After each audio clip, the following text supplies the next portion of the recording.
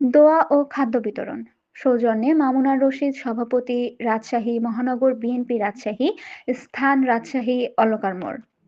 BNP chairperson Begum Khaleda জিয়ার সুস্থতা কামনায় অসহায় ও দুস্থদের মাঝে খাবার বিতরণ ও দোয়া অনুষ্ঠান হয়েছে। আব্দুল্লাল মুক্তাদির বাঁধন, স্টাফ রিপোর্টার, মুক্তিযুদ্ধের চেতনা টিভি, রাজশাহী বিভাগ। আজ রাজশাহী মহানগর অলকার মোড় এলাকায় অবস্থিত রাজশাহী মহানগর বিএনপি সভাপতি মামুন আর রশিদ মামুনের ব্যক্তিগত চেম্বারের সামনে বিএনপি চেয়ারপারসন বেগম খালেদা জিয়ার সুস্থতা কামনায় অসহায় ও দুস্থদের মাঝে রাজশাহী মহানগর বিএনপির সভাপতি মামুনুর রশিদ মামুনের উদ্যোগে ১,০০০ খাবারের প্যাকেট বিতরণ ও দোয়া কর্মসূচি অনুষ্ঠিত হয়। এ সময় উপস্থিত ছিলেন মামুনুর রশিদ মামুন, সভাপতি বিএনপি রাজশাহী মহানগর।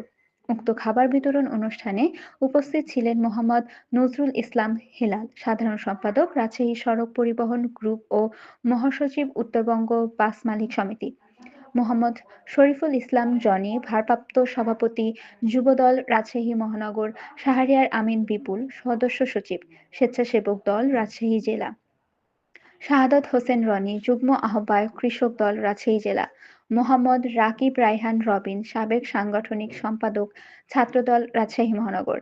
উক্ত কর্মসূচিতে বিএনপি চেয়ারপারসন বেগম খালেদা জিয়ার রোগ মুক্তি কামনা করে দোয়া করা হয়। দোয়া শেষে দুস্থ ও অসহায় লোকদের মাঝে ১,০০০ প্যাকেট খাবার বিতরণ করা হয়। এই সময় উপস্থিত ছিলেন প্রেস ও ইলেকট্রনিক মিডিয়ার সাংবাদিকবৃন্দরা ও প্রমুখ।